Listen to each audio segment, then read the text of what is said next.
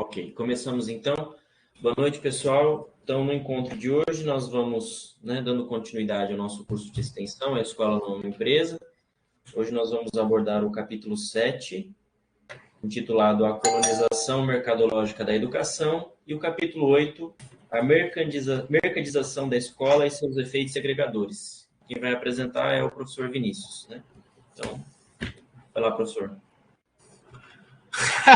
Professor.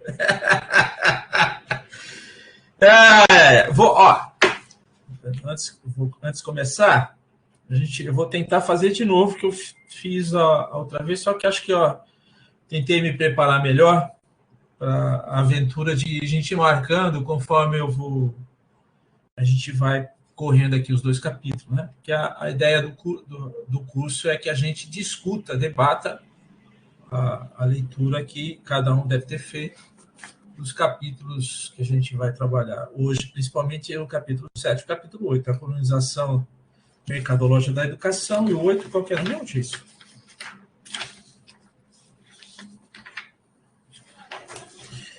E o capítulo 8, que eu me perdi aqui, está guardado aqui em algum lugar. Está aqui. A mercadização da escola e seus efeitos segregadores. Bom, vamos lá para o capítulo 7. Aqui o capítulo 7, a gente tem, já logo de cara, que é longe de ao saber o puro e desinteressado, né? Há uma introdução da atividade comercial e publicitária na escola, né? É uma questão que o Laval já vem trazendo nas suas, conforme ele vai escrevendo aqui o texto, ele já vem mostrando, né, que o neoliberalismo vem tentando transformar a escola numa empresa, mas não uma empresa qualquer, não é uma empresa da atividade humana, uma empresa comercial, quer dizer, que seja uma empresa que venda produtos. Aqui nesse capítulo, a colonização mercadológica da educação, ele vai apontar principalmente uma questão de que como é que o capital vai envolvendo a escola no sentido de que seja um espaço de comercialização de mercadoria. E não só a mercadoria escolar, mas das mercadorias que o capital produz. Então, aqui, eu vou marcar aqui, a comercialização do espaço escolar é um dos aspectos mais significativos da abolição das fronteiras entre a escola e a sociedade de mercado. A liquefação progressiva dos quadros mentais, ideológicos, que durante muito tempo fizeram com que a publicidade, a educação, lógica comercial e ensino parecessem, se não antinômicos, ao menos muito estranhos um do outro. Tá? Então, eu vou marcar, realçar, e acho que aqui é o que ele abre o capítulo, né? Ele vai contrapor essa questão que o capital vai tentar, né, o neoliberalismo principalmente, que é uma forma mais agressiva do capitalismo hoje, vai tentar retirar aquela questão da escola como sem ser um espaço onde a mercadoria está sendo valorizada no sentido não de venda só, mas sim no sentido de que faça as pessoas participarem de compras e vendas de mercadorias. Então, mais para frente, para reforçar essas questões, aqui devemos nos perguntar que concepção educacional subjacente a que os sociólogos anglo-saxões denominam currículo oculto, comandam a introdução de marcas e mercadorias no espaço escolar. Aqui é a preocupação que ele já está apontando do capítulo, né? A introdução no espaço escolar de marcas, né? E isso de uma forma que eles falam do anglo-saxões, ele é francês, como currículo oculto, quer dizer, sem aparecer nos currículos formalmente estabelecidos nas escolas. Então, se o axioma, eu vou continuar, Se o axioma sustenta que o principal objetivo da escola é adequar o indivíduo à sociedade e mercado, é muito lógico, vamos para o próximo capítulo, para a próxima página, então, que ela forme consumidores que se familiarizem desde cedo com esta última, a ponto de não existir nenhum único momento, nenhum único lugar em que possa separar dessa influência. Né? Então, o espaço escolar que tinha se separado, ou estava ainda incólume sobre a questão de estabelecer como adequar o indivíduo à sociedade de mercado, ele começa a ser penetrado por isso. Mais para frente, a gente vem aqui, já na primeira parte do capítulo, quer dizer que ele está dando o tom da conversa do capítulo. Né? Aí, na primeira parte, eu disse o nome publicitário na escola, o exemplo norte-americano. Como sempre, ele vai usar de exemplos, nesse capítulo, no próximo, de exemplos dos países que a gente chama mais avançados, aonde, principalmente, essa questão do mercado, ou mercado dentro das escolas, foi com muita... ou a sociedade de mercado sendo imposta nas escolas mais fortemente, através da publicidade, sejam mais fortes do que aqui. Aqui a gente tem alguns problemas, por isso que acho que a gente pode até discutir no meio do caminho aqui. Então, aqui, a penetração das empresas no espaço escolar ocorre de 3 formas distintas.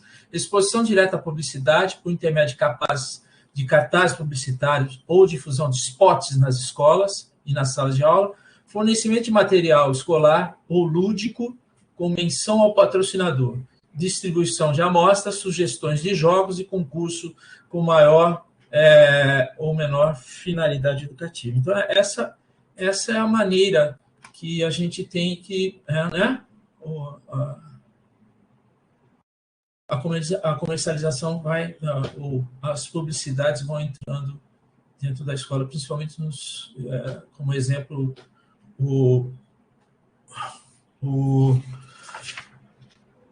como exemplo, os Estados Unidos. Bom, eu vou dar um pulo para a gente poder andar e tentar varrer todo o capítulo. Então, a gente vai lá na dependência de financiamento publicitário. Quer dizer, a escola... Isso é uma questão bem do neoliberalismo, né? Uma forma de você induzir que os locais, principalmente nas escolas, né, vão atrás de recursos pelo pouco financiamento que o Estado pode garantir. E aí, aqui, na página, deixa eu me achar aqui, 152, mais abaixo, ele vai colocar isso com clareza. A dependência do financiamento publicitário é particularmente visível nos distritos mais pobres, onde os repasses das escolas são baixos demais para atender às necessidades pedagógicas. Muitos diretores e professores se deixam levar pelas ofertas de atividades ou material das empresas para incrementar seus recursos pedagógicos. Em troca de um cartaz publicitário ou de patrocínio de uma atividade, eles conseguem capturar computadores, móveis, às vezes até mesmo quadras novas, ou mais modestamente, pinturas das salas de aula. No Brasil, a gente vê isso, mas vê isso com menos frequência. Né? Pelo jeito, nos Estados Unidos, isso é muito mais forte. Né? Aqui a gente tem isso, mas não tão forte. O que a gente tem observado muito aqui, que a gente até discutiu um dia lá na nossa sala, ou de estar ali, né, que a gente tem olhado que, de repente, para poucos recursos, né, recursos mínimos que a escola recebe, para ter um pouco mais, elas pegam e privatizam seus muros. Né? E um caso que hoje lembrou bem na nossa discussão é que privatizam até o espaço publicitário para a escola particular. Né? Então, a gente tem uma escola pública que vai arrecadar recursos, mas fazendo publicização ou propaganda para o ensino privado. Bom,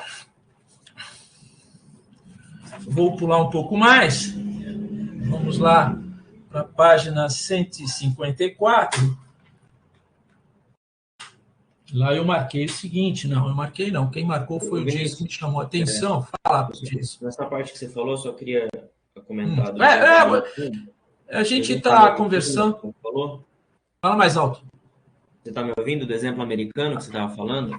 Que lá, sim, vai. A parte importante aqui que só para quem está acompanhando o texto e está vendo ali na página 151, não precisa ir lá não, eu só vou comentar. Como que ele fala de algumas empresas, né? McDonald's, Burger King, Coca, Pepsi, elas ocupam os espaços dentro das escolas, inclusive aqui, em alguns casos, na gestão das cantinas, né? E ele comenta uma coisa bastante interessante, é que as universidades, elas acabam ficando mais parecidas com centros comerciais. Sim, isso é muito forte, né? Nas universidades americanas. E acho que também não seja tão familiar, mas lá é muito mais forte, talvez, nesse sentido. Né? Ela alimenta muito, né? Se você faz isso na universidade, um campus de formação de professor, o professor vai levar isso para as escolas e vai achar isso natural que aconteça nas escolas, né, Jason? Aqui, acho que tem uma questão muito importante que você chamou a minha atenção. Eu tinha passado batido, quer dizer, eu não marquei, mas acho que aqui vale a pena para a gente ver a questão por que se faz, né? Por que vai se fazer uma questão de publicidade nas escolas, né? De novo, como referência dos Estados Unidos, cada teenager, quer dizer, adolescente, gasta $3.000 por ano. Né? Além disso, eles têm grande poder prescritivo nas compras da família em todas as esferas. Aí um pouquinho mais, a penetração da publicidade é estratégica para as empresas. 31 milhões de adolescentes que representam um enorme potencial de consumo veem televisão apenas durante 3 horas por dia. Aí a importância de se fazer propaganda dentro da escola, né? Porque ele vai comparar que só as 3 horas por dia não influenciam tanto os adolescentes quanto a publicidade ou a entrada de marcas dentro da escola. Bom, isso a gente pode questionar como é que isso seria no Brasil, né? Em que momento, em que lugar que isso mais se dá? Bom, acho que nas escolas particulares isso é muito forte, né? Mas nas escolas públicas, aí o poder aquisitivo, principalmente as escolas mais periféricas, não atrai tanto que o capital vai fazer essas questões. Mas nos Estados Unidos tem aí uma quantidade razoável de consumidores, né, a serem influenciados pelas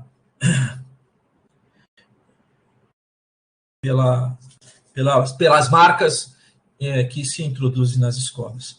Bom, vou passar mais para frente. Então, essas práticas nos Estados Unidos não é ineficaz, quer dizer, é forte. E aí, nós vamos aqui, ó. O gozado é aqui é o seguinte, né? Sabe um pouquinho, eu quero só chamar a atenção no aspecto também. Pode. Aí na página... Pode. Nós discutimos bastante hoje, acho que você vai me ajudar. Fala, qual? Ali, ó. Na 150, finalzinho, aí, tá bom. Marca aí, associações de consumidores dos Estados Unidos, mostra que 80% dos materiais ditos educativos distribuídos por empresas privadas contêm informações falsas, incompletas ou enviesadas sobre produtos fabricados e vendidos pelos patrocinadores. Eu diria que não é nem só dos produtos, mas talvez a própria conteúdo em si deve ter informações falsas, né? Quando eles fazem os materiais, né? Eu digo, ele apresenta o produto, a marca da empresa e contém informações falsas não só sobre o produto, eu diria que sobre o próprio conteúdo educativo que eles apresentam, né? Isso justifica um pouco a questão de como as informações falsas elas vão entrando, talvez. Bom, você vai ver que sim, né? Que é assim, se olhar com criticidade, essas questões vão sendo absorvidas sem muito questionamento, né? E o importante aqui é que se gasta muito dinheiro com isso, né, Disso? Mas aí há uma questão fundamental. Deixa eu só ver se eu diminuo um pouquinho aqui, porque está... Uma questão fundamental é que... Espera só um pouquinho, página 155, é isso aqui mesmo. Que aqui é uma coisa muito interessante, hein? Em vez de pagar impostos para financiar a educação pública, da qual se aproveita o meio de qualificação da mão de obra, as empresas contribuem para o financiamento investido em publicidade, da qual esperam um retorno em compras diretas, ganhos de imagem e fidelidade dos futuros clientes. Aqui é que está uma questão, né? Em vez de gastar ou pagar impostos, claro, a vantagem das empresas, fidelizando os consumidores já desde quase praticamente do berço, é de uma vantagem muito grande. E aí é isso que os fazem entrar com tudo nas escolas. Bom, aí aqui vem muita questão sobre a questão dos Estados Unidos, um pouco da América Latina. Eu vou um pouco mais com esses problemas, né, sobre a questão da publicidade nas escolas, e aí na frente ele vem, né, a situação francesa, ele vai falar da situação francesa agora, a Ranaldo. Eu vou lá para 159, página 159, regulamentar a publicidade na escola. Ele é uma pergunta, né? Vou só sublinhar. E aí, há uns problemas sérios, né? Se em teoria o que não é pedagógico é limitado ou proibido, folders, aí ele vem mais aqui embaixo, então, se em teoria o que não é pedagógico é limitado ou proibido, folders publicitários, em compensação, tudo que tem interesse pedagógico, termo mais que vago, é permitido. É claro que as empresas recorrem a essa noção de interesse pedagógico há tempos, né? Eu vou continuar. Na maior parte das vezes, é um disfarce para estratégias publicitárias, como mostram inúmeros exemplos. Bom, aqui é o que você está colocando, né, gente? Que você colocou. De repente, vamos marcar, de repente, né? Os materiais que às vezes a gente pode considerar, e na maioria das vezes a gente considera como não sendo válidos pedagogicamente, eles são válidos publicitariamente. E aí é que está a questão. E essa questão muito forte, né? Eles são permitidos, são utilizados sem muita criticidade pelas escolas, pelos professores, sem olhar direito até se são falsos ou são verdadeiros ou não, né? Então, vamos pular de novo. Eu vou pular, que aqui ele vai falar um pouco sobre isso. Ele vai entrar numa nova seção, que ele chama de publicidade e objetividade. Aqui ele dá o exemplo da Renault, porque, de novo, ele está na França, né? Mas a gente vai usar, vou marcar aqui, que ele vai contar a história da Renault, que vai usar das escolas e de material que o Jason colocou aí, no caso da França, materiais com problemas, com erros que a Renault introduziu nas escolas e eles eram usados criticamente. E na frente aqui, ó, a gente pode olhar um pouquinho na página 162, que a gente pode chamar a atenção, usando esse exemplo da Renault, que é a reconstrução da imagem. Né? Então, a Renault estava usando a publicidade dentro das escolas, a reconstrução da imagem no mundo da educação, às vezes, adquire contornos curiosos. Algumas empresas que, às vezes, causam danos, que era o caso da Renault, ou representam risco ao meio ambiente, um carro, né? Fazem campanhas de sensibilização ao meio ambiente. Aqui, isso aqui é interessante chamar atenção, porque a gente tem dois casos, né? Os casos das represas que foram rompidas recentemente em Minas Gerais, e há uma iniciativa de que a Samarco, a Vale, use de recursos publicitários nas escolas para limpar a sua imagem. E aqui a gente já teve aqui uma campanha publicitária, continua ainda, que é a questão do agro é pop, né? O agronegócio sendo usando dos espaços escolares. Tinha até propaganda esses dias aí, uma interferência dentro da SEDUC, se alguém puder lembrar disso. Eu lembro que eu vi até uma propaganda, mas eu não consegui achar, né? Falando de intervenção direta nas escolas para mostrar que o agro é pop, né? Que não faz tanto estrago assim, usando o agrotóxico para cima e para baixo.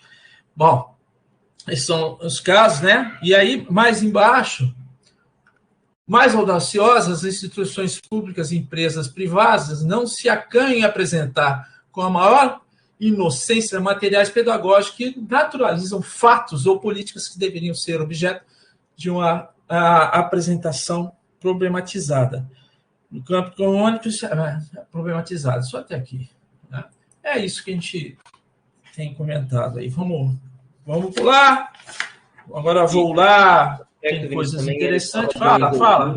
Do joguinho, joguinho do Masters da Economia, criado pelo Banco SIC. Ele fala aqui, né?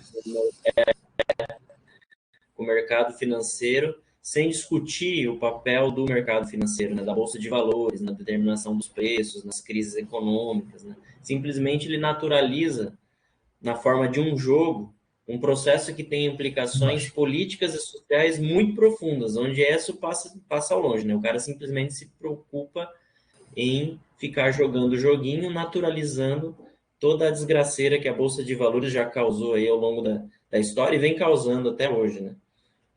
Uhum. Bom, vou passar para 164. Aí continua fazendo. Aqui tem questão de CD-ROM, né, Jason? Aqui, ó, o fato, a Ataque também criticou o fato do CD-ROM titular ganhando a Bolsa de Valores receber em junho o certificado RIP de reconhecimento de interesse pedagógico. Pois é. Bom, eu vou para 164, que a gente está encerrando esse primeiro capítulo. Se alguém quiser me parar, me puxar a orelha e chamar atenção para alguma coisa que eu não marquei, estou passando, porque o próximo capítulo eu acho que é um pouco mais extenso e a gente pode demorar um pouco mais, né? Eu não quero... Bom, aqui temos ó, não podemos censurar, aqui ele vai falar o seguinte, né? Que as empresas são o que são. Não podemos censurar as empresas privadas por fazer aquilo que são feitas. Procurar em todo lugar clientes para suas mercadorias. Em contrapartida, devemos nos interrogar sobre a permeabilidade da escola às estratégias de marketing escolar. A razão dessa entrada ainda limitada das empresas na sala de aula se deve em grande parte à diminuição da vigilância das administrações locais, regionais e nacionais, que parecem ter sido anestesiadas por um discurso lenitivo, apologético sobre o universo da mercadoria. Marcar isso, que aqui isso tem muita questão a ver com a desregulação que vai aparecer no próximo capítulo. Né? Aí aqui mais embaixo ele vai falar um pouco sobre a questão dos Estados Unidos, a luta, e vai terminar aqui com uma questão apontando algumas coisas para a educação, né? Evitar esse extravio na França, é a questão da França. Interromper a lógica, mas eu acho que cabe para nós, da imitação e contestação da autonomia escolar, para as quais contribuem até mais altas autoridades da educação nacional. Aqui Para isso, todavia, é preciso reiterar que o eixo central da escola não é e nem deve ser a adequação à sociedade de mercado, ou então, se dizer, obedecendo à lógica e exigências que não são as da verdade e do conhecimento. Transmissão de conhecimentos e consumo não se misturam sem gerar consequências. Era mais aqui que eu queria marcar, não era aquilo lá, não. É só isso aqui. Para isso, né? Acho que o todavia aqui para frente. É preciso reiterar. Isso que está para marcar. Ele faz uma contraposição. Deixa eu mostrar. Agora, eu queria só acrescentar um trecho aí, por que a escola, de repente, ela fica mais sensível a essa questão do mercado, né? De repente, ela aceita as propagandas, ela aceita todo esse universo. Acho que ele coloca um motivo logo ali para cima, você podia marcar para a gente. Fala. Aqui, ó. Aonde? Um pouquinho para cima dessa marcação aí, antes da citação. Antes dessa citação? Sobe aí. Acho que você tem que continuar a sua marcação. Você podia aqui, né? Tá. Eu vou ler aqui. Essa debilitação da consciência está ligada, né? O fato da escola aceitar se entregar assim para o mercado está ligada ao empobrecimento relativo da escola. Empobrecimento financeiro mesmo, né? a Sim. necessidade de financiamento de equipamentos e materiais novos, mais complexos e mais caros. E tem a parte da crise pedagógica que ele continua aqui, ó. Está ligada também à preocupação com lazer, viagens e comunicação num contexto de crise da relação pedagógica e de adaptação aos alunos, tais como se imagina que eles sejam. De tornar Jason. de tornar essa aula mais comunicativa, mais agradável, mais animada, essa floreada toda, no final a escola vai trocando os conteúdos, vamos colocar assim, tradicionalmente postos, por esse tipo de coisa que supostamente torna a aula mais agradável, sem questionar o próprio conteúdo, né? O que se está perdendo com essa troca? Aqui ele faz um retorno ao começo do capítulo, né? Porque ele vai indicar que a falta de recursos leva as escolas a isso, e aqui ele está olhando toda a consequência, usando exemplos dos países vamos lá, desenvolvidos, principalmente os Estados Unidos, onde isso é muito forte, né? A entrada das marcas dentro do sistema escolar, e aqui ele volta para fazer um retorno, né? Mostrando aquele empobrecimento relativo, né? Às vezes ele é feito mesmo, né, pelo Estado neoliberal, vai retirar recursos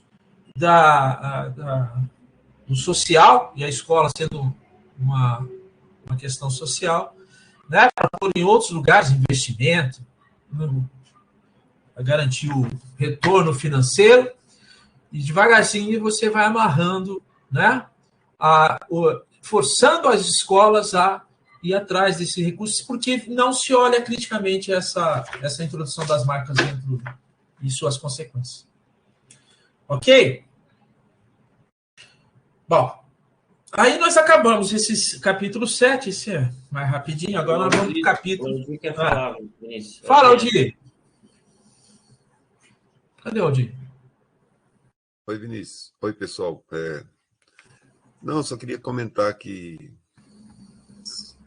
sobre essa questão de essa sedução por aulas mais agradáveis ou aulas mais comunicativas, um certo apelo por aulas até divertidas. Isso está até em livros didáticos, né? Um jeito divertido e curioso de aprender matemática, não sei o quê, não sei o quê. Uma coisa que tem, assim, é que a aprendizagem parece que é um dado inquestionável, né? Assim, se você der um jeito de ensinar as coisas para os alunos, parece que está tudo resolvido. Assim, a função do professor se resume a ensinar aquilo que ele está, enfim, aquilo que está no livro didático, independente do que isso significa, ou seja, independente de qualquer consequência que possa ter. Mas se você consegue fazer isso, se você consegue ensinar o conteúdo que está enfim, no plano, no projeto político-pedagógico, enfim, na ementa, parece que a missão está cumprida. Para isso, vale qualquer artifício, parece. Parece que vale qualquer artifício que torne isso resolvido. Não há nenhum questionamento sobre o que se aprendeu. Queria pontuar esse elemento, né? E a outra coisa que eu queria pontuar é que, nesse negócio da justificativa para esses conteúdos, eu queria voltar na página 157. Não preciso voltar, não, Vinícius, mas eu estou com o texto aqui. É um negócio que eu marquei. A gente volta. 157, está aqui. 155. É que também faz parte, o Laval já falou várias vezes nos capítulos, mas também faz parte desse esforço, a de justificar por que há essa intromissão, essa invasão, ou esse domínio, né, do mundo das empresas nas escolas. Tem que ter uma justificativa e tal. E aqui tem, né? Tem em vários locais, mas tem também na página 155, quando ele fala assim, na página 155, antes de falar da situação francesa, um pouquinho acima de falar da situação francesa. Aí, pronto. É na continuação da sua marcação, quando ele fala assim, ó, a publicidade permite abrir e conectar a escola à vida real. Sim. Tal como imaginada pelos defensores dessa ideologia, né? Aí diz, graças à entrada das marcas na escola, esta não é mais um universo estranho ao dia a dia das sociedades de mercado. Ao contrário, ela se harmoniza perfeitamente com o universo da mercadoria, em que as crianças, especialmente as das classes menos privilegiadas, estão mergulhadas quando estão na rua ou em casa. O que eu quero dizer é o seguinte, é que há um apelo também para, acho que na hora do jogo, de dizer que você está também com esse processo aproximando a vida real que as pessoas estão submetidas à escola, né? Está conectando. O que eu acho que o grande ausente da discussão, acho que também a gente já falou isso outras vezes aqui nos encontros, é que essa aparência, né, de você estar aproximando a vida real, você não toca, não está autorizado a tocar no mundo do trabalho, certo?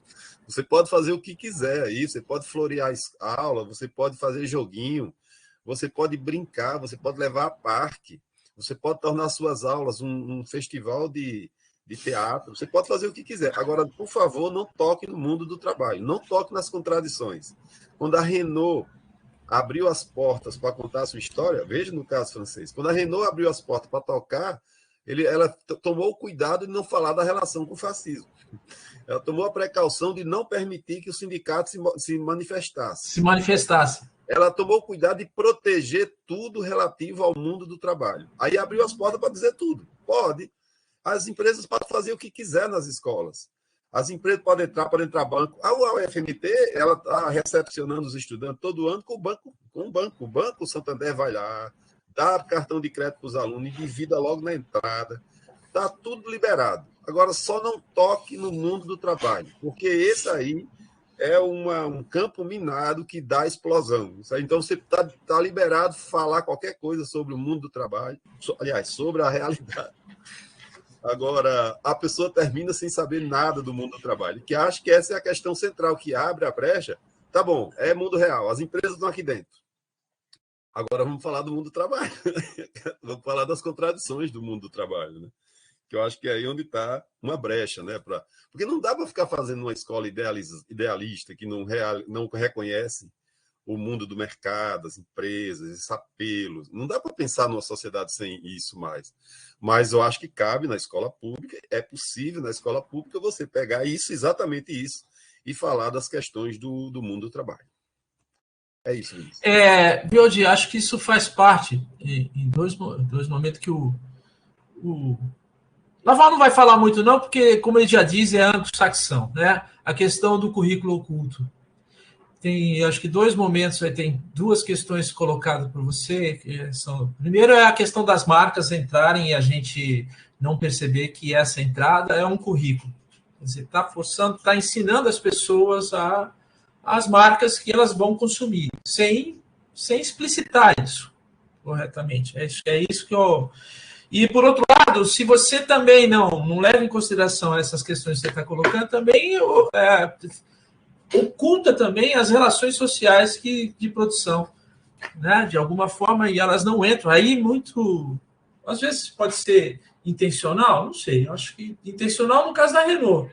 Mas, nos casos dos professores, acho que é oculto porque não se faz um esforço de levar para as escolas a discussão do real, né? O real aqui, fortalecido pela política neoliberal, é você vender, você comercializar, você introduzir o cidadão como consumidor, possível consumidor, no mundo das mercadorias.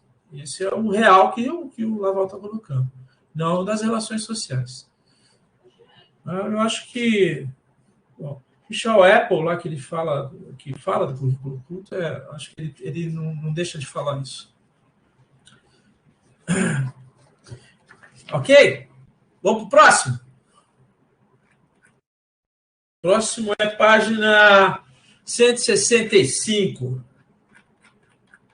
60, 61, 62, 63, 4 e 5. O 5 é a mercadização da escola e seus efeitos segregadores.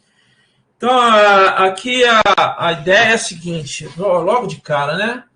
A transformação da administração escolar de regulação estatal, a qual em mercado, na qual se pratica a liberdade de escolha. Parece uma das principais transformações que acompanha a constituição da sociedade de mercado. Isso aqui ele está chamando a atenção já logo na primeira sentença aqui, por onde vai. Quer dizer, a transformação aqui da administração escolar, né?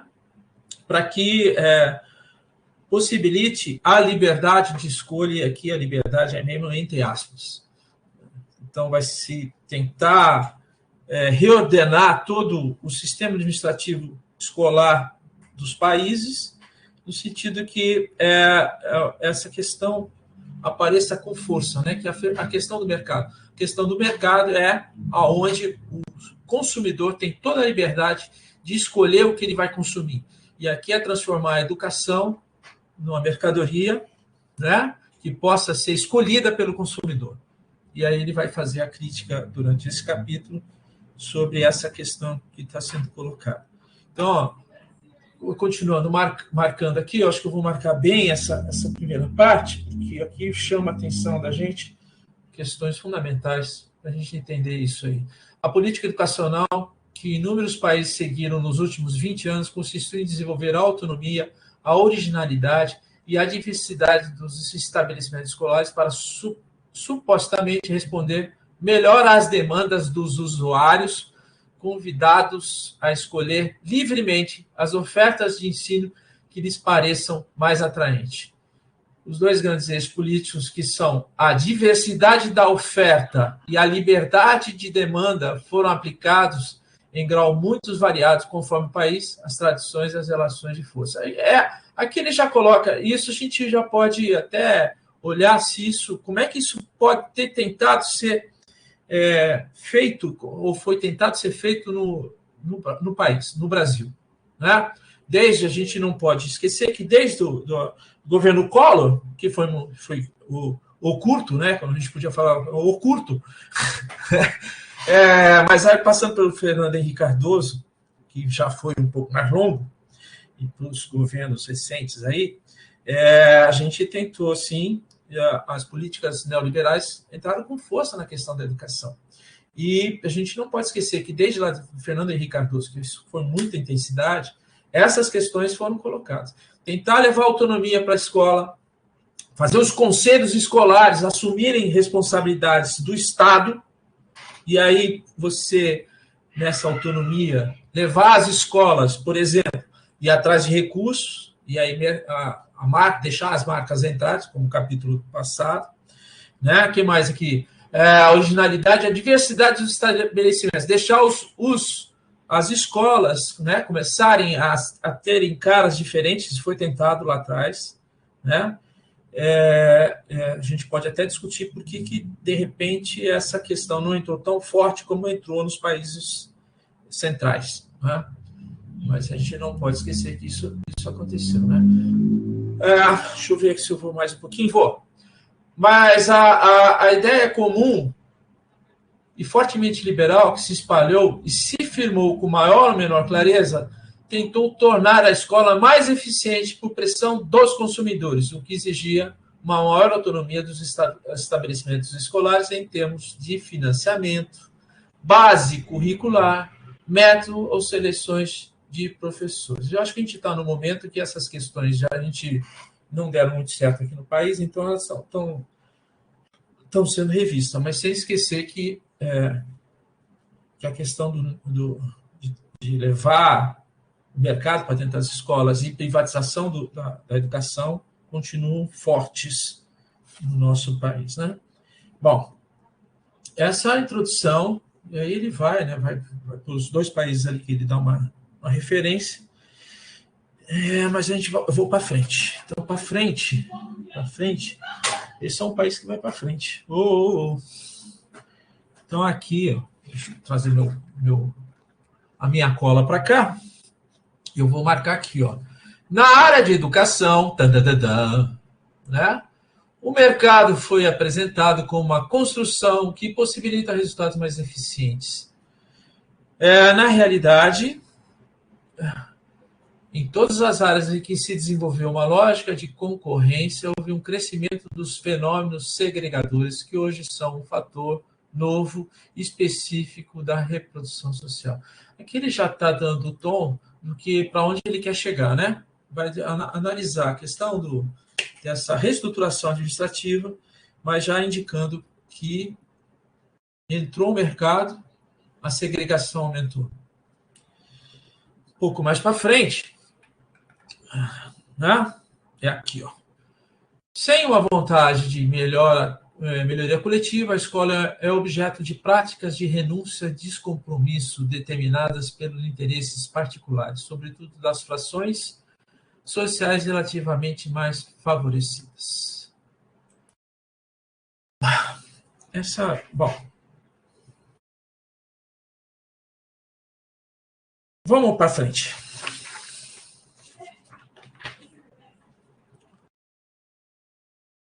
Então, é a questão que vai nessa tentativa de você reestruturar a administração escolar, uma das questões é a descentralização, a desregulação, da descentralização à desregulação, né? Então, descentralizar as questões das decisões, né? E a questão da desregulamentação, quer dizer, romper as barreiras regulares do Estado em cima do funcionamento das escolas. E aqui na frente, na página 167, já estou lá, né? Eu vou aqui, ó. A descentralização não é necessariamente o primeiro passo na direção do mercado. Ele não foi, né? Mas a descentralização vai privilegiar a escolha individual das famílias ou o controle democrático da escola pela comunidade política local. O que se quer é aumentar o poder do diretor ou o espaço e o poder efetivo dos professores? As opções são muitas, das mais democráticas às mais comerciais. Essas são as questões que ele coloca na descentralização, né? A descentralização, tudo depende do papel. E aí, o que isso, no fundo, vai acontecer? Né? Essas são as questões que nós, na maioria dos casos, aqui embaixo, na maioria dos casos, ele vai dar uma resposta. É defendida em nome da concorrência, do papel do consumidor, da eficiência, da redução dos custos e da colaboração escola-empresa. Essas questões aqui ele já andou, a gente já conversou em capítulos anteriores, né? Que são aqueles termos que eu acho que o Jason está marcando quase todos, e incluindo mais, né? Concorrência, eficiência, redução dos custos, né? Colaboração escola-empresa. Essas são as questões que defendem a desregulação.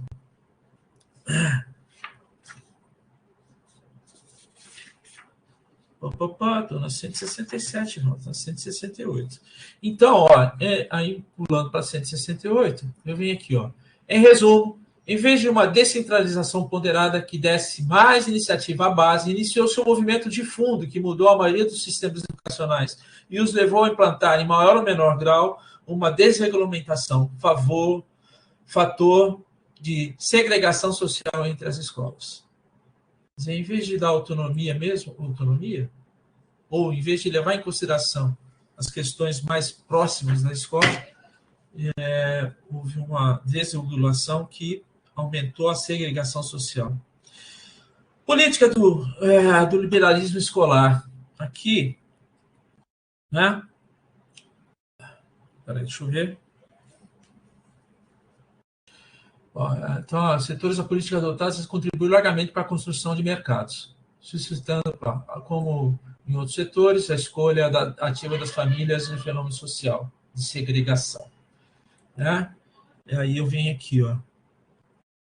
Esse tipo de política se esquece de que a escolha do consumidor, que é a sua principal justificação, oculta a desigualdade muito concreta de possibilidade de escolhas em termos de informação e dinheiro, sem contar que as desigualdades de poder de compra escolar são duplicadas pela desigualdade do êxito, segundo a classe social. A diversificação da oferta em si mesma, legítima, suscita a prática de escolha certa, que varia conforme a classe social e sozinha não propicia a equiparação das condições de ensino. Então, não leva em consideração as diferenças entre os vários consumidores, na possibilidade de poder escolher acho interessante o que é melhor. esse aspecto. Pode falar. A maneira como se percebe a escolha entre as classes, né? Marca aí, ó, um pouco mais para baixo. Vai lá. Pais e mães das classes médias privilegiam o ex-escolar em suas escolhas. Enquanto os de classes populares tendem a escolher um estabelecimento escolar em que os filhos se sintam bem. E essa de classes populares, ele fala principalmente nos países ricos, que você tem, no caso da Europa, né, a questão da migração, que é muito forte, né? Então, as famílias de minorias étnicas, como ele coloca ali, né, tendem a escolher estabelecimentos escolares em que as crianças da mesma origem delas são maioria, né? Isso, de uma certa forma, faz com que a adaptação para essas famílias, né, de minorias étnicas nos novos países, de uma certa maneira, seja mais fácil. Mas isso também permanece uma certa cisão social, né? Você vê a segregação acontecendo aí. A ideia da segregação é justamente você separa, né, não só as classes sociais, mas as próprias etnias, como ele está colocando. Né? Ele vai estar apresentando aqui, né, Jason, porque é o caso da Inglaterra, né? No caso da Inglaterra, aqui em cima, ele está fazendo, mas ele vai reforçar durante o capítulo e vai caracterizar cada momento desse, né? As famílias que têm condições, ou como diz, né? Como diz Bourdieu, né? Um capital cultural maior tem uma escolha diferente das famílias que têm capital cultural menor, quer dizer, ou as famílias que têm tem mais acesso a bens culturais, né, mais elevados ou mais complexos, né, elas têm uma escolha diferente das famílias que os bens culturais não têm acesso a bens culturais tão amplamente. Né? E isso já diferencia. Então, as classes populares vão ter uma escolha que vai ser diferente das classes que que têm bens culturais mais fáceis. Né? Isso aí ele vai levar o capítulo inteiro. Bom, desculpa. E aí ele vai chamar até que os pais que não fazem, vão chamar até os pais que não fazem os pais imigrantes ou das classes populares, aqui, ó. Os pais das classes populares, imigrantes, de serem pais irresponsáveis por não levar em consideração as questões, né, que os outros mais bem formados levarão. Aqui, então eu vou dar um pulo, né, que ele vai começar a entrar com exemplos da Inglaterra, Nova Zelândia, Suécia, nessas questões. Já tinha mencionado a Inglaterra ali, né, como exemplo forte. Aí voltamos aqui na Inglaterra, na página 170. Na Inglaterra aqui, ó, então a Inglaterra que associa, a argumentação oficial da Inglaterra que associa os dois, escolha e diversidade, né? Como diz o título de um livro branco escrito pelo governo inglês, incentiva a concorrência entre as escolas. Elas são instigadas a desenvolver estratégia de atração, empregar um marketing quase sempre excessivo e, quando pode, adotar uma imagem de respeitabilidade ao copiar os símbolos de prestígio social de velhas public schools. Aqui é uniforme, isso aqui por que disso? Por que esse incentivo ocorre? Porque aí o número de matrículas, tendo o número de matrículas, você recebe um subsídio maior do governo. E aí há uma necessidade de você atrair as pessoas. E essas questões são levantadas pelas escolas. Então, aqui mais embaixo, o caso inglês mostra a lógica competitiva, hierárquica e segregativa é capaz de sobrepujar a lógica pluralista e democrática que certas autoridades políticas e certos especialistas quiseram enxergar na promoção sistemática da diversidade da oferta. Esse erro de diagnóstico se deve ao fato de que eles subestimaram sistematicamente a importância dos efeitos de seleção social e étnica da escolha e negaram a existência de uma preferência pela segregação social ou mesmo racial no que diz respeito à escola na sociedade de mercado. Que ele faz a crítica do que isso, né, está... Eu fiz marcações diferentes aí. Pode. Acho que fica muito claro aí, ele fecha bem a questão que ele começou lá no começo do capítulo da livre escolha. Ó, as pesquisas mostram, ó, o resultado da livre escolha ali, ó. As pesquisas mostram, tá aí no meio. Tá aí no meio. Entre as suas duas marcações. Ah, tá aqui, ó. As pesquisas mostram que o principal, não, em cima, não. Na linha de cima. As pesquisas mostram que o efeito da livre escolha é homogeneizar socialmente a escola conforme o bairro. Sim. Outra parte lá embaixo, nesse processo também dá para concluir, ainda que seja no caso inglês, mas dá para tirar uma conclusão geral, ó, é o seguinte, ó, logo ali, da final da sua marcação, os pais não fazem suas escolhas em função do método pedagógico, da criatividade e da inovação, como até pouco tempo atrás queriam nos fazer acreditar. Acreditar. Os inovadores pedagógicos, mas em função do convívio, isto é, do meio social em que os alunos são recrutados, que, na opinião das famílias, condiciona o ambiente da educação e aprendizagem escolar. Tá. O que fica implícito nessa frase é que, de uma certa maneira, os alunos eles são colocados a ficar sempre entre os iguais, né? Sim. Você gera, os melhores alunos vão para uma escola, né? Os de classe social vão, em geral, de mais alta, vão para essa mesma escola, enquanto os outros eles vão ficando à mercê nesse processo. Não vão sendo os critérios de escolha são completamente diferentes. E isso leva a resultados completamente diferentes. Em linhas gerais, daria para dizer o seguinte, aqueles que têm esse capital cultural, que em geral é aquele que tem o capital financeiro, mantém as condições de reprodução do próprio capital cultural por consequência da sua manutenção de reprodução do capital financeiro. Ou seja, ele faz essas coisas estão atreladas, né? Ele mantém a sua posição de classe, né? Enquanto o pobre continua pobre. Né? Inclusive, aqui acontece um pouco disso, né, Jason? Porque é diferente, sociedade muito diferente, muito desigual, mas a gente vê assim... E que ele vai colocar, porque ele vai falar que há um desmonte das escolas do bairro, as escolas do bairro vão perdendo, né, vão se adequando a esse tipo de situação, e aí vão perdendo até a distinção de você trabalhar culturalmente os alunos. Aqui a gente pode fazer vocês podiam ajudar, uma questão de que você observa quando os alunos saem dos bairros, quando possível, e vão estudar nas escolas centrais.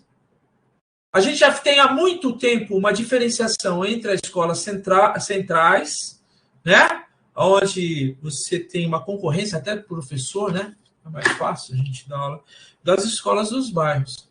E aí vai passando o tempo, a gente vai vendo uma procura, né, de alguns alunos que saem dos bairros periféricos e vão estudar nas escolas centrais. Vão à busca dessas escolas centrais por uma questão de que há uma diferenciação.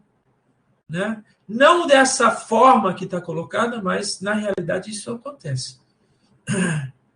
Eu acho que outro aspecto nesse sentido, Vinícius, que, por exemplo, a classe média brasileira, eu acho que é muito claro, assim, né? Ela faz uma escolha de escola, se ela pode pagar, né? A classe média, em geral, pode pagar um pouco, ela faz uma escolha da escola do filho não segundo esses critérios pedagógicos. Ela vai escolher alguma escola que tem que vende um lugar numa universidade pública. Você vê os outdoors das empresas, então, das escolas. Aí entra a questão das escolas particulares, né? As escolas, mas de maneira geral acho que tudo envolve, né? Porque também o critério de escolha não é... Claro que essas escolas, em geral, elas mostram os professores, né, a formação, então elas se preocupam, dão mais aulas de matemática e tudo lá. Mas no fundo, o que elas estão vendendo é o outdoor lá dos alunos que eles conseguiram passar nos cursos tais da universidade. O critério de escolha, nesse caso, é muito rebaixado, né? Mesmo os pais não escolhem pelo conteúdo, pela formação, vão levados pela propaganda de botar o filho deles, eventualmente, numa escola pública. Acho que tem uma questão... Ou numa universidade, qualquer que seja, né? Às vezes, de botar o filho para dentro de uma universidade, essa é a questão. E aí, a gente tem uma resposta aqui, se você me permite ir para frente, ele vai mostrar aqui, ó, Nova Zelândia, vai falar como é que foi lá. Se alguém quiser falar alguma coisa aqui, eu fiquei preocupado, a gente... Poxa, que página nós estamos? 172, eu passei o que eu queria mostrar. Tá aqui embaixo, ó. A Organização do Comércio, né? Desenvolvimento Econômico, ressalta, com sua habitual destreza para o eufemismo,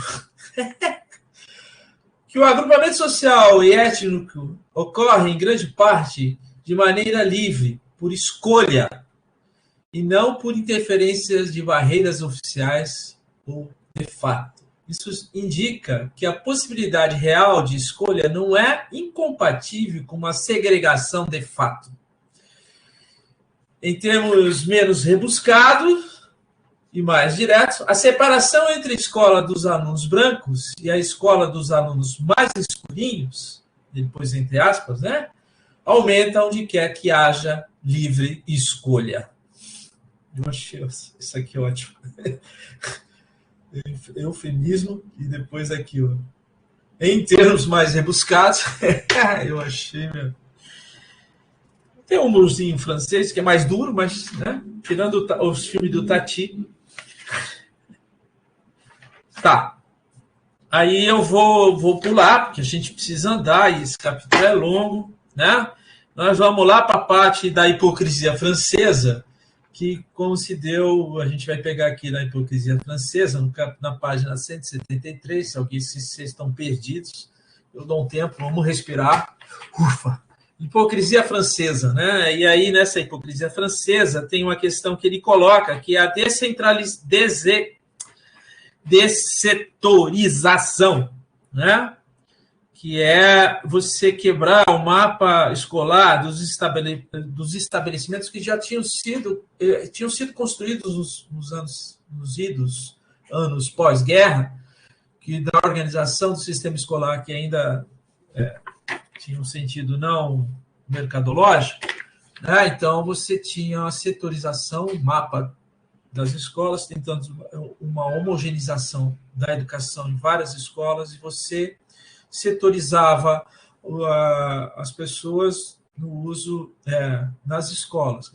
Então, indicava as escolas que os mais próximas da moradia dos estudantes, para irem se matricular. Né? Bom, com a questão da desregulamentação, também houve uma dessetorização, quer dizer, abre-se, né, o espaço, já que você está vendendo mercadoria, você vai vender a mercadoria em qualquer mercado. E o sujeito tem toda a liberdade para escolher o mercado que ele vai comprar mercadoria. Então, precisa de abrir os espaços onde os pais e os alunos vão atrás dessa mercadoria que se chama educação, entre aspas. E aí, da dessetorização, eu vou aqui embaixo. Eu fiz um resuminho, ou fiz uma leitura, né? Não foi bem um resuminho, né? Aqui, ó. Por pressão do setor privado, eu vou pular o nome do sujeito aqui, a dessetorização na França e atendeu a aparente expectativa da maioria da opinião pública. Essa política de esquerda foi levada adiante pela direita, que desde os anos 1980 pregava a dessetorização total. Quer dizer, foi uma política que nasce na esquerda, que dá liberdade, né?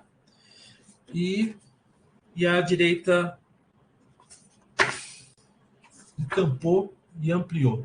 Essa orientação, embora não tenha sido aplicada a todos, contribui para formar usuário cativo em consumidor de escola. Olha. E, ao mesmo tempo, como observa certos pesquisadores, a opção por uma flexibilização desigual, de acordo... certos pesquisadores querem ser desigual de acordo com a região e negociada com as diretorias regionais, impediu um amplo debate político sobre a questão. Quer dizer, muito rápido, saiu da esquerda, foi para a direita e não houve nenhuma discussão sobre a questão. Bom, eu vou dar um salto de novo, a questão da setorização, quer dizer, ampliar a questão do mercado, quer dizer, o indivíduo é consumidor da educação. E vamos lá para a página 176, desculpe, eu pulo, mas se alguém quiser chamar a atenção de algum ponto entre essas páginas, por favor, esteja à vontade. E aqui a segregação francesa, quer dizer, segregação à francesa, né? Eu acho que podemos aprender um pouquinho, né? A França não levou a desregulamentação tão longe quanto outros países. Muito que bom. Mas, né? Vem aqui embaixo. A flexibilização. Opa! Por que você não está querendo, filho? Porque mudou. Vamos lá. A flexibilização. O que está acontecendo, cara? Pronto. A flexibilização do mapa escolar, a manutenção de um setor privado, quer dizer, a organização da administração escolar, das escolas, né? A manutenção de um setor privado amplamente financiado pelo Estado, né? Aqui temos. A publicação de avaliações dos estabelecimentos escolares na mídia, as transgressões do mapa escolar, a constituição de micromercados locais ligados a uma segregação residencial que a política pública de habitação só fez intensificar, contribuíram para uma polarização social cada vez mais clara das escolas, e que supera em amplitude e diferença social entre bairros. Então, aqui são as consequências que nós tivemos da flexibilização da educação na França, mas que eu acho que algumas questões aparecem aqui, a gente pode trazer para o nosso digníssimo, glorioso país. Aí eu vou pular novamente, porque eu quero chegar ao final, já são mais de 1 hora falando, e chamando a atenção de vocês ao texto, né? Página 177, não, eu vou lá para 179, né? E quero chamar a atenção de vocês lá no final, que é uma conclusão a esse assunto, ou pelo menos uma parte deles. Eu já estou na 179? 179, está aqui embaixo. Ó. A conclusão da Organização Econômica Internacional é definitiva. O resultado da ampliação da escolha é a acentuação das diferenças entre escolas que se destinam a populações diferentes. Em todos os países, a consequência da formação de um quase-mercado é uma maior segregação. As condições da escola melhoram se ela escolarizar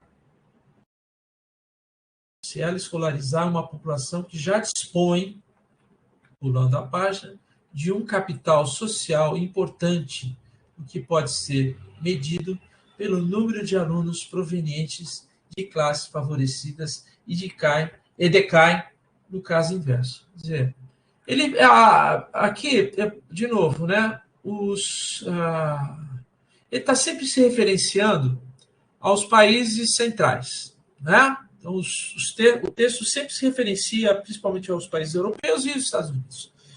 E aí ele demonstra que essa questão, né, da organização, o estado da ampliação da escolha, quer dizer, da constituição de um mercado escolar, mercado entre aspas, a possibilidade de escolher aonde os filhos vão estudar, pelos pais ou dos próprios alunos, né, só levou a uma questão de diferenciação maior ainda né, reforçando que quem tem já condições melhores continua em condições melhores de escolha e de escola.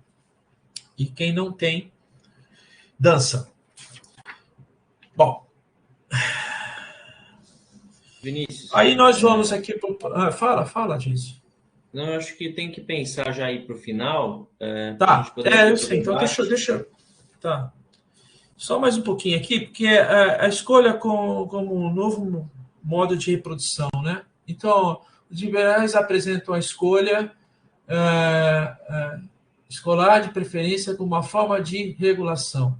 Na verdade, trata-se, sobretudo, de uma forma muito eficiente de reprodução. Quer dizer, ela vai reproduzir as desigualdades que nós temos já muito forte. Quer dizer, ela vem com o discurso que vai melhorar e, no fundo, né?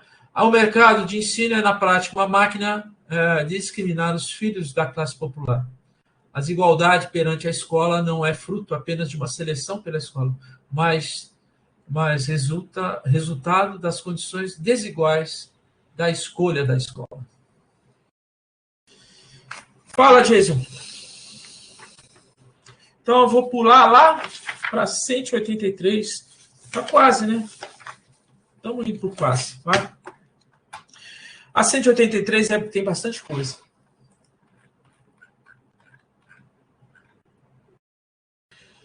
Já havia segregação social e racial antes da instauração das políticas neoliberais. Continuo.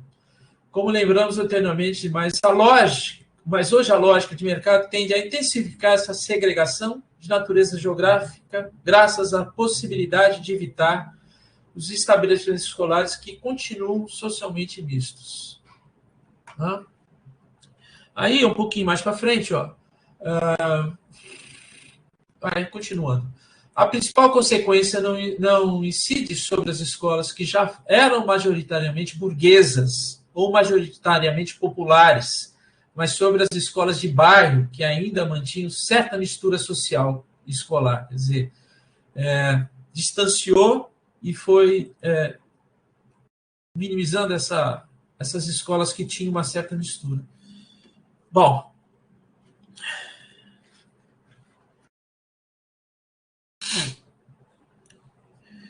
aqui mais embaixo, se as políticas de não intervenção são largamente responsáveis por essa desmistura das escolas, a situação de mercado, ao colocar as famílias em concorrência, dificulta o debate e a mobilização coletiva eficaz dos alunos, dos pais e dos professores. A privatização dos interesses é uma situação que impede, por natureza, a politização coletiva de necessidades e direitos legítimos.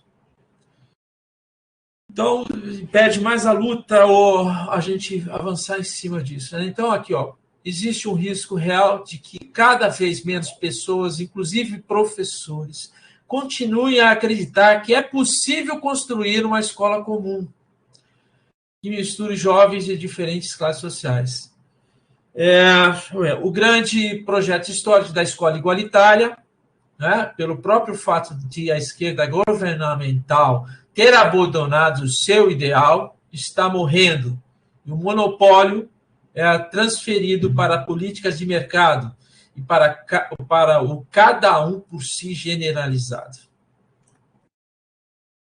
Essas são observações do professor Laval sobre essas questões. E aí, só voltando aqui, aí tem questões que ele vai levantar na idealização do mercado escolar, que aí foi o dia que me chamou a atenção, eu tinha passado batido, e acho que vale a pena sim a gente colocar aqui, são as questões. Como observar a teoria se baseia em uma suposta soberania do consumidor, que é impelido a escolher produtos com toda a liberdade. Mas que produtos? Que consumo? O que é um estabelecimento escolar que satisfaz o consumidor? De que natureza é a informação necessária à escolha? O consumidor isolado, um átomo entre outros átomos, sabe do que precisa? Ele tem como prever as consequências de longo prazo de suas escolhas? Então, aqui, os poderes públicos se acham capazes de fornecer leais informações à clientela. né? E aí, para isso, o que eles fizeram? O que o poder público ou a política que está colocando aí, né? Para isso, implantou o sistema de avaliação, né? Para dar informação para que o consumidor pudesse responder a essas questões. Então, aqui aparece necessidade da avaliação para informar a clientela. Então, há uma política pública que vai tentar regular o encontro do consumidor com o vendedor através da explicitação por uma informação à clientela, né? De quem vai consumir, através de um sistema de avaliação da educação como um todo. Então, aqui embaixo, ó, de fato, só mais um pouquinho, de fato, como o produto oferecido no mercado é heterogêneo e o bom produto é escasso, isto é, as vagas nos bons estabelecimentos escolares são caras. Quem faz a seleção vão ser as escolas. As melhores escolas vão escolher os melhores alunos ou os que têm mais condições de ter uma boa avaliação futura. De repente, aqui também aparece nas escolas privadas aquela famosa provinha que tem no começo, principalmente do ensino médio, né, para disponibilizar a bolsa. E aí, disponibilizar a bolsa, sim, é uma forma de que o Estado financia essas escolas, porque você tem a contrapartida de impostos, né? Bom, estou aqui na 164, vou para 165, ou a gente pode ir acabando, né, Jason? Só mais um pouquinho. O mercado de ensino é, na realidade, um dispositivo social ocioso de autosseleção. Tá aqui, ó. Deveríamos concluir que, então, que o mercado de ensino é, na realidade, um dispositivo social oficioso de autosseleção, que, por trás da argumentação falaciosa da racionalidade do interesse público, do interesse próprio, propicia a seleção social e étnica dos alunos das sociedades hierarquizadas que se caracterizam por ter uma escola de massa e valores que impedem uma segregação oficial, ser escancarada. Uma contradição posta. Bom, e aqui vem uma questão que ele vai lá do começo, né? Porque você, para que a escola seja bem vista no mercado, ela tem que ter eficiência. Então, aqui o argumento da eficiência proposto por John Ruby Moitor, entre outros, é um engodo que esconde uma burocratização cada vez maior do ensino. O exemplo inglês e estadunidense mostra com clareza que a principal mudança do período foi o crescimento espetacular do Estado avaliador. Aqui estamos próximos, né? Acho que chegou num ponto que fecha alguma coisa aí interessante. Acho que já volta. Porque ele vai questionar a própria mercado. Aí vai lá para o mercado, né? Então acho que no final das contas ele. O mercado é eficiente? Aí ele vai falar que não. Eu vou passar para o Aldir, que ele levantou a mão. Aldir, manda aí. Beleza. Aí vamos abrir para discussão. Qualquer coisa tem aqui o final, a gente pode chamar a atenção para ele. Não, só um comentário sobre esse final, sobre esse negócio de avaliação, que sempre o capital tem uma coisa para apresentar, né, uma coisa que seria redentora, digamos assim, nesse processo. E aqui no Brasil, por exemplo, se vendeu aí recentemente muita ideia de que Sobral, no Ceará, e o Ceará, como uma pequena generalização de Sobral, seria a vanguarda da escola no Brasil. Então, o Ciro Gomes foi o porta-voz, digamos, de divulgar essa ideia de que você tem, em Sobral, no Ceará, um exemplo de educação para o Brasil, regulado, ou pelo menos validado, pelos processos de avaliação pelo qual aquela Secretaria da Educação se ocupou de conduzir. Aqui de Mato Grosso saíram comitivas de pessoas para Sobral. O pessoal da Unemate de Barra do Burgos, por exemplo, foi lá para conhecer a experiência de Sobral e tal. Agora sim, tá bom. Você pode ter um lugar do Brasil que tem, num estado como o Ceará, que tem o maior maior, sei lá, avaliação no IDEB, ou qualquer coisa dessa de avaliação. Agora, se você der uma olhadinha em mais coisas em Sobral, além disso, tem Belchior, né? Que se você der uma olhada em Sobral, tem coisa além do sistema de educação, né? E tem, fundamentalmente, um lugar em que a média salarial é abaixo de 2 salários mínimos. É só para dizer o seguinte, ó, é verdade que tem o melhor IDEB do Ceará, tudo bem, não tem problema ter isso. Agora, isso não retira as contradições do capital, assim, só para dizer que sempre parece que tem uma coisa para seduzir, assim, olha, você tem que consertar na tua escola, gestor, põe o nome gestores, não sei das quantas, diretores, professores, sempre tem um jeito que você pode fazer para que tua escola seja bem avaliada.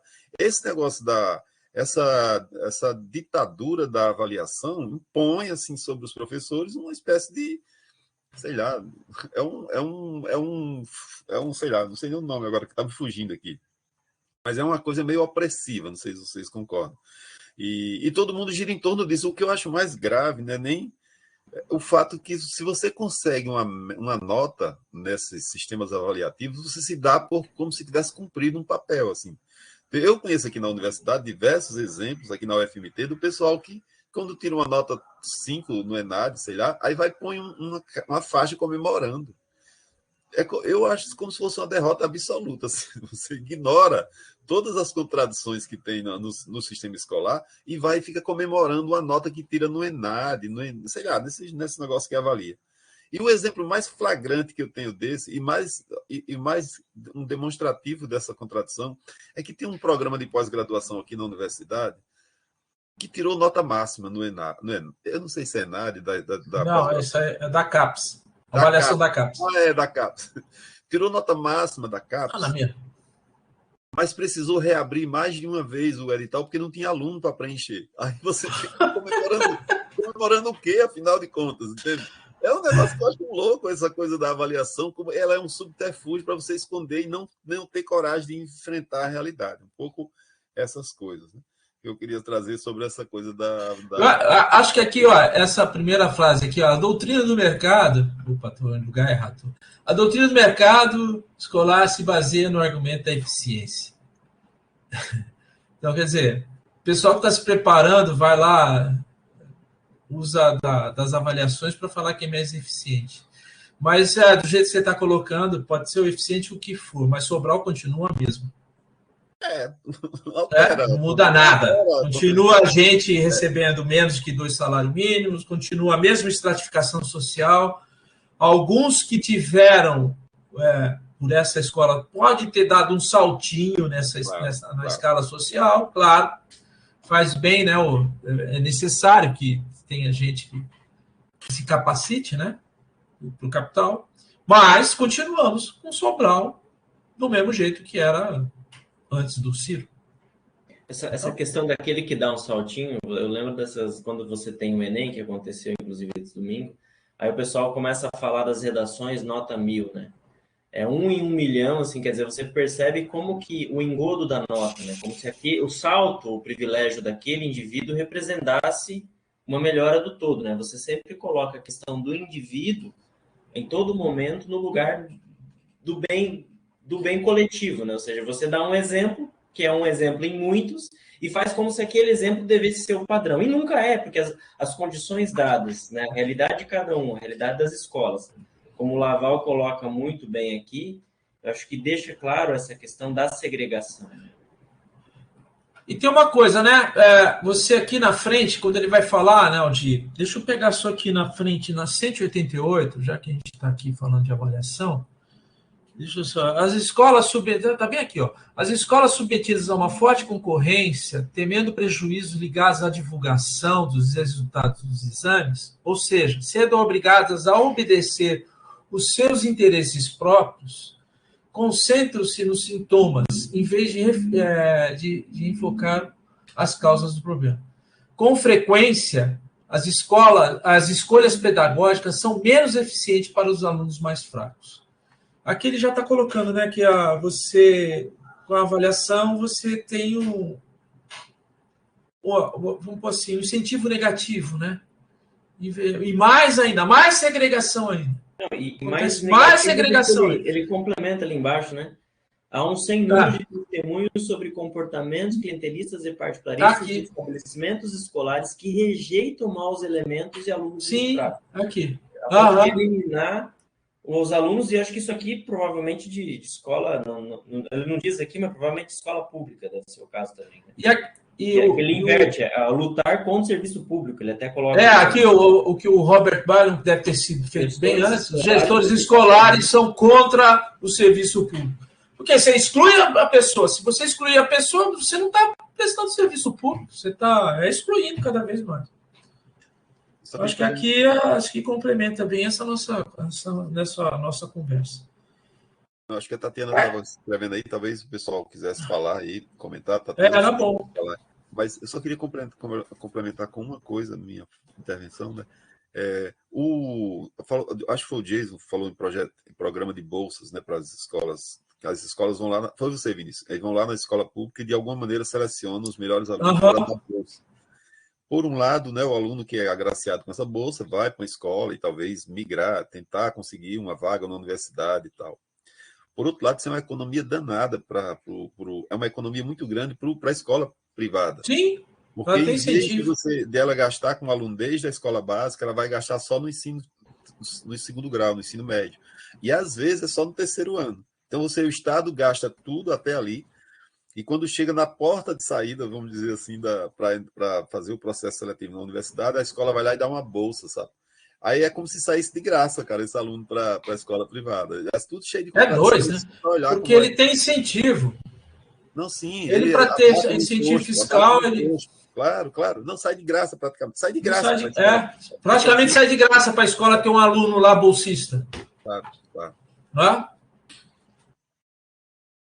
Quem falou que levantou a mão? A Tatiana? Não sei se ela levantou a mão. Não, ninguém levantou a mão aqui. Talvez o pessoal abrir aí para o pessoal falar. Boa noite.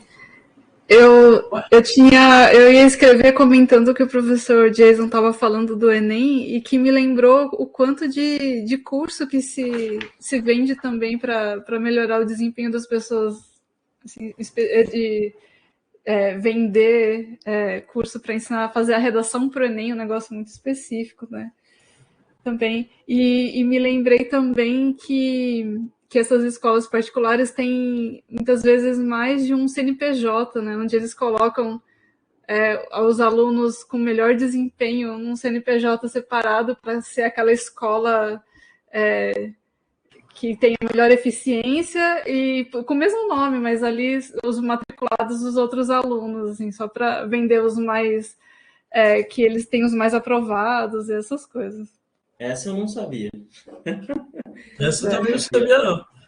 Ter duas escolas mais ainda. Agora, porque há uma concentração, né, Tatiana? Há uma concentração. Aqui no país, houve uma concentração de escolas em aglomerados financeiros monstruosa, né? De repente, é isso que você está colocando. São CNPJs, mas todas fazem parte de um aglomerado muito grande. Uma questão que até né? Por exemplo, a gente tem fatores diferentes dessa mercantilização da educação, que quer ver? Vou mostrar para vocês aqui. Esse rapaz aqui, ó. Espera aí que eu tenho que pôr aqui, ó. Ó, que legal. Vou mudar, Jason. Como é que a gente faz para mudar mesmo? É aqui. Pá. Olha. Deixa eu aumentar aqui. Um banco pela educação. Apareceu aí? Não é empréstimo, é patrocínio. Ele criou a primeira empresa que paga mensalidade de escolas pelo Brasil. Está no UOL, gente. Vinícius, coloca o link aqui para o pessoal ver que não é brincadeira, não. Não é brincadeira, não. Isso aqui foi hoje. A gente estava lá e, de repente, eu... Vou pôr aqui o link no... Aqui, vale a pena dar uma olhada. E o rapaz, poxa, era neto de professores, filho de jornalistas e tal. Aí teve... Acho que foi bolsista, se eu não me engano, porque eu li muito rapidamente, foi bolsista em escolas e tal. Aí teve, né? Em casa... tinha o capital social, entre aspas, eu vou pôr sempre entre aspas, eu vou usar o Laval, e aí isso levou ele a passar na FGV, fazer direito, ir para a London School of Economics, estudar fora. Fala até que fala mal inglês, mas estudou fora. E aí voltou e montou aqui. Primeiro montou uma escola, gente, chama Vereda. Era uma escola em Santo André que começou a abrir escola. Ele foi aprender primeiro como é que funciona. É o que eu entendi. Né? A indústria da educação. Aprendeu com a escola, ampliou, claro, né? E aí ele, como um bom investidor, ou como um bom... Como é que fala esses empreendedores? Né? Montou uma fintech. E em fintech ele achou um nicho de mercado. Eu só ainda não entendi como é que a fintech vai sobreviver.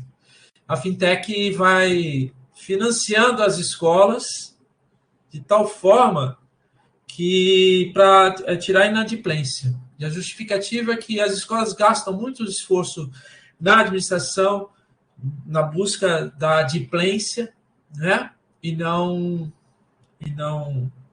gastam esse esforço na questão acadêmica, na questão pedagógica. Então, ele criou uma fintech para tirar esse peso das costas das escolas. É claro que ele recebe alguma coisa para fazer isso. Aí, Jason, eu já vi eu acho que eu já sei como é que ele faz. Ele recebe as mensalidades. Tá? Então, se ele tiver várias escolas, ele recebendo de várias escolas, olha o capital que ele acumula. Antes de repassar para as escolas, ele tem um capital e mais a possibilidade de receber capital. E aí é que ele vai trabalhar, claro, no mercado financeiro, como um bom economista, né? E tirar alguma vantagem disso. Para mim é isso. Mas é interessante ver, porque agora estão aqui, ó, na ICO, e é no momento que a gente está observando, por exemplo, em Goiás, que vai privatizar as escolas.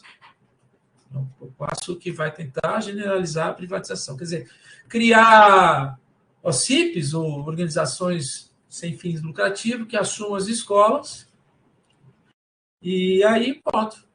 A gente tem um financiamento aqui. Imagina, né? Como é que eles vão fazer isso? Bom, as OCIPs, ou essas empresas, devem receber por aluno, e aí está tudo Laval dentro, né? Parece que já...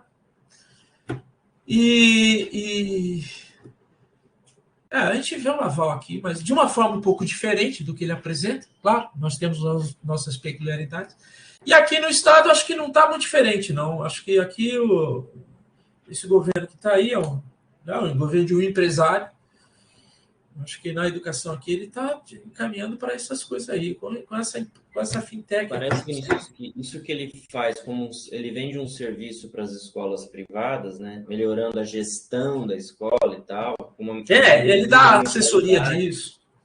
Imagina, se ele ganha várias escolas que ele está afiliado, quanto dinheiro que esse cara ganha. Agora imagina esse cara com o Estado na mão. Se o Estado contratasse esse cara e desse um valor para cada aluno do Estado, ao invés do Estado ir lá e investir, ele vai dar para esse cara gerir as escolas do Estado. É uma fortuna. Mas não vai ser ele, Jason. Ele vai só fazer, ele vai ficar atrás. Né? Provavelmente ele vai ficar. Vai ter uma ele quer que o Estado venda, crie um monte de OCIPs, um monte de empresas que vão assumir. E ele vai ficar atrás das empresas trabalhando com a questão. Né?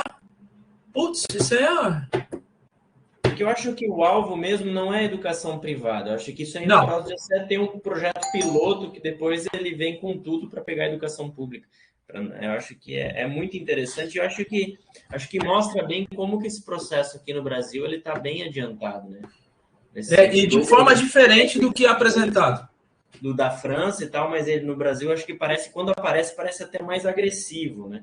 É claro no modelo americano, por exemplo, onde os adolescentes têm uma participação, digamos assim, onde lá é interessante a propaganda estar na escola, porque os adolescentes, junto aos pais, têm um poder de $3.000 de compra ao ano, sem encontrar outras coisas. Aqui no Brasil, dado o poder aquisitivo das famílias, isso talvez não seja tão grande, mas isso pode entrar de outra maneira, né? Por exemplo, gerindo o dinheiro do Estado na educação. Então, Meios para isso acontecer, acho que não falta. Aqui tem uma outra coisa também, né, Jason? Por exemplo, já há um mercado cativo para as pessoas que podem pagar, né? Isso só foi ampliado com o neoliberalismo e com a destruição da escola pública com falta de recursos. Mas isso já acontecia antes. Tá? Você tem um mercado cativo, já tem, desde muito tempo, você tem uma parte boa da educação privatizada. Eu acho que era diferente, por exemplo, da França. A França tem, mas eu acho que não era. Ainda a escola pública tinha uma função mais ampliada do que a escola privada. A escola privada ela era bem de elite mesmo. Eu acho que a mercantilização aqui já vem de muito tempo. De muito tempo. Então, ela já capturou as pessoas que são iguais aos Estados Unidos. Os filhos de uma classe média que pode consumir, que faz parte da Bélgica brasileira, né? Porque tem o pessoal da Índia está lá na escola pública. Já estavam nas escolas privadas e elas já tinham um certo acordo dessas marcas estarem dentro. Elas não aparecem tanto, aparecem muito ocultamente, mas aparecem. Elas estão lá dentro. E o próprio comportamento dessa classe média, classe alta, dentro das escolas. A própria concorrência, né? De menino mesmo. Queria lembrar. Tem o celular. Né? Não, eu queria só lembrar assim, de um episódio que teve em 2019, que foi o Futuris, o projeto Futuris. O projeto Futuris, ele se encaixa em tudo que mais ou menos a gente conversou hoje. Bom, no livro todo. Mas, particularmente, por exemplo, a abertura dos espaços das universidades públicas para fazer propaganda. Esse é um elemento que estava lá no programa, no projeto Futuris. De qualquer coisa, assim, qualquer coisa que podia usar os espaços da universidade para fazer propaganda. Outra coisa que tinha no Futuris, que eu lembro bem, era um professor poder, através de projetos, e angariar recursos na iniciativa privada. O cara podia usar a estrutura da universidade pública para fazer um projeto na iniciativa privada e angariar recursos, inclusive aumentar seu próprio salário. E aí tem outras coisas que eu não estou me lembrando agora, mas tá assim, tem as organizações sociais. As organizações sociais iriam fazer o papel que o reitor ou a administração da universidade faz, administrar a universidade através de uma organização social que é uma empresa privada. E aí eu estou me lembrando desse episódio simplesmente para dizer que aqui na UFMT houve um movimento, assim, estudantes, técnicos, professores, para fazer enfrentamento a isso, né? Só para dizer, só para relembrar desse episódio. Houve um ano assim, de muita atividade e culminou com uma assembleia universitária, que foi no ginásio de esporte, e depois lotamos os órgãos colegiados para barrar a proposta na UFMT. A proposta foi barrada no Brasil, assim, mas ela continua acontecendo nos bastidores. Eu só queria chamar a atenção disso. O fato de ter sido barrada publicamente e da Universidade Federal do Mato Grosso não ter aderido, não significa que nos bastidores isso continue, siga acontecendo. Segue acontecendo professores fazendo projetos via iniciativa privada, segue acontecendo muitos episódios assim de apropriação da universidade pública pela iniciativa privada. É uma coisa só que eu que me lembrei agora. Aldir, se a gente for pensar lá atrás, quando você teve o governo Fernando Henrique Cardoso, principalmente, a gente teve nessa universidade, um pouquinho antes de ir para o governo Lula, essa universidade aqui foi a última a estabelecer uma fundação de direito privado. Essa foi, né? A UFMT foi por resistência da comunidade universitária. O reitor anterior ao Paulo, que foi o Paulo Speri que montou no seu primeiro mandato, o reitor Fernando tentou fazer isso e montou até uma reunião de conselho lá no auditório da Física. Os estudantes foram lá e trancaram a porta, não deixavam ninguém entrar e ninguém sair. Até assumir que não iam fazer a fundação. Os próprios estudantes. Aí o Paulo, né? Foi uma das primeiras ações do Paulo, junto com muita gente da esquerda, de que tem uma ilusão, né? Agora pode ser que apareça um pouco mais, mas naquele momento de que a iniciativa privada ia investir dinheiro na universidade. Isso não aconteceu. Acontece agora em pequenas doses. Por exemplo, nosso amigo professor da Química que vai lá defender o agronegócio com o agrotóxico do Blairo, na fazenda do Blairo. Foi até candidato a diretor do ICT, né? Mas não tem isso. O pessoal das agrárias fazem isso direto, principalmente eles, né? Estamos no estado das agrárias. E aí você tem financiamento. Ainda não tem um financiamento explícito de grandes companhias e nem precisa, né? Qual companhia aqui do estado do Mato Grosso vai impor dinheiro na Universidade Federal do Mato Grosso? Isso é uma ilusão. Né? É mais fácil acabar com a universidade e contratar gente fora do que a gente ter a universidade aqui. Então, continuamos uma ilusão, a ilusão de a gente achar uma pepita de ouro como os primeiros moradores desse estado, que não eram os índios, né? Aportaram aqui porque estava sempre atrás da pepita de ouro. Continuamos na mesma ilusão. Vinícius, eu queria fazer um comentário ainda. Pedir ao pessoal que não assinou ainda a lista, que assina a lista está aí, né? A lista bom. É importante. E a outra coisa que eu queria dizer é que no encontro passado a gente conversou sobre esse negócio de projeto de educação para o Brasil, projeto de educação assim. Só queria dizer que existe um projeto do capital para a educação, só para a gente não ficar achando que está tudo solto. Que não existe, né? Ninguém tem compromisso, que está tudo meio bolado aí. Não, gente, está tudo certo. Não vamos pensar que essas coisas... A universidade continua cumprindo o papel do capital aqui no estado. Projeto do capital. O projeto do capital é isso, assim, só para a gente não se assustar. Formar professores que, de repente, vão para a sala de aula e não vê aquelas duas vertentes do currículo oculto. Isso é pouco falado, pouco conversado na formação de professores. Muito pouco. Deixa eu falar uma coisa. Desculpe, Vinícius, eu vou aproveitar enquanto tem gente aí. Você falou de negócio, a gente falou que o mundo do trabalho não é tocado na formação. Você pode falar qualquer firula ali, mas você não toca no mundo do trabalho, porque é explosivo mesmo. Os professores contratados do estado de Mato Grosso, na escola que a Silvana trabalha, 60% são contratados. Esses professores, eles agora, a forma de você concorrer à escola é você a vaga, você põe seu nome em 6 escolas e aguarda. Você vai lá colocar o nome em 6 escolas. Pode ser que você não consiga nenhuma, porque no arranjo lá, a tua colocação pode ser que não seja possível, né? A sua nota é tipo o SISU. Aí só que você põe lá o nome em 6 escolas. No final, a sua nota, seu currículo e tal, pode ser que não seja possível, porque outras pessoas botaram também e você perdeu. O que acontece? Você vai para o início da fila. Não há nenhuma programação, nenhuma razoabilidade que oriente como é que vai a pessoa ocupar um cargo de contratado. Então, os professores todos temerosos, aí, todos preocupadíssimos, sem saber se vai ter trabalho. Porque se você perder e for para o início da fila para fazer a distribuição, você não sabe se vai...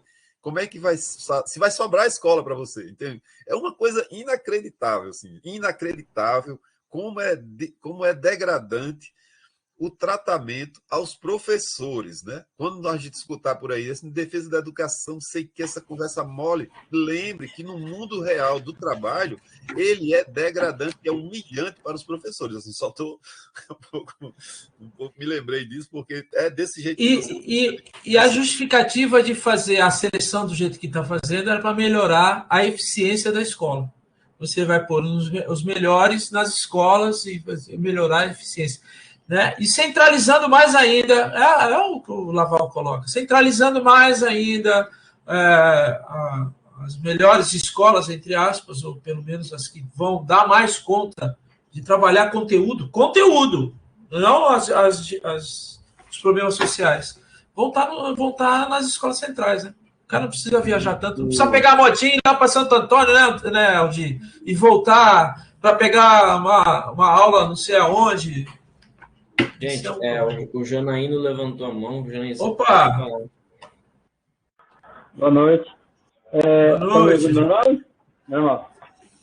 Professor Aldir, eu acho que nem só o contratado, efetivo também.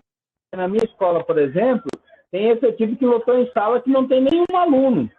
Porque adiantaram o processo todo, a gente vai fazer a matrícula e rematrícula só em janeiro. tem um fantasma lá fictício que vai ser colocado. Então, tá feia a situação de todo mundo no Estado. O professor do Estado, efetivo e contratado. Tá todo mundo muito lascado. Só uma situação sobre aquela questão do capital público do nosso Estado. A disciplina de inglês tem uma plataforma que está atendendo os alunos. O governo não consultou ninguém e fez a licitação lá e colocou. Então, já é a entrada do capital privado na escola pública. E aí ele vai começar pelas mais, não muito significantes, ou que tem um peso tão pouco, né, não é tão visada, até ele conseguir... Que seria um professor de matemática, alguma coisa assim, mais longa, né? Seria mais ou menos isso, a entrada. Vai devagarzinho, né, Janaína? Devagarzinho. Mas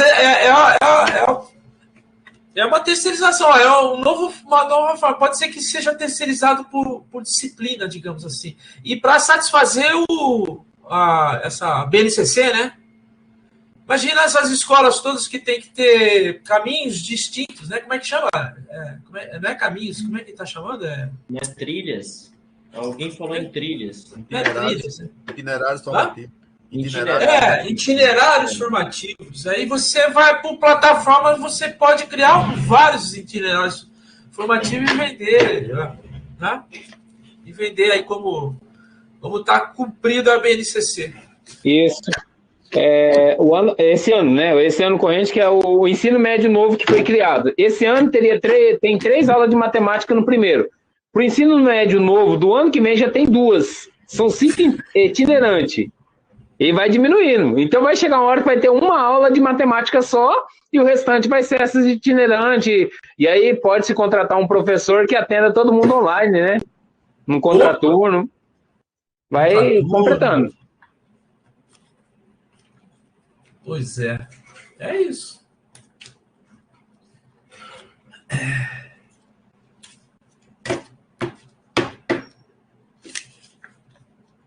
É isso? Alguém?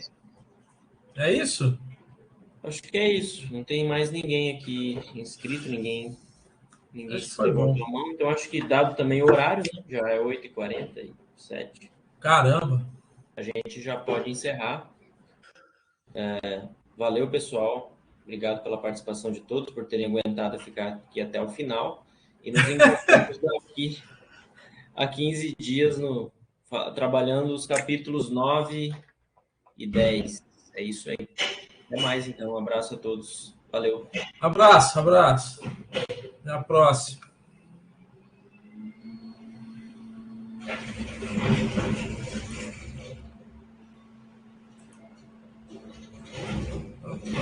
Primeiro vou sair aqui.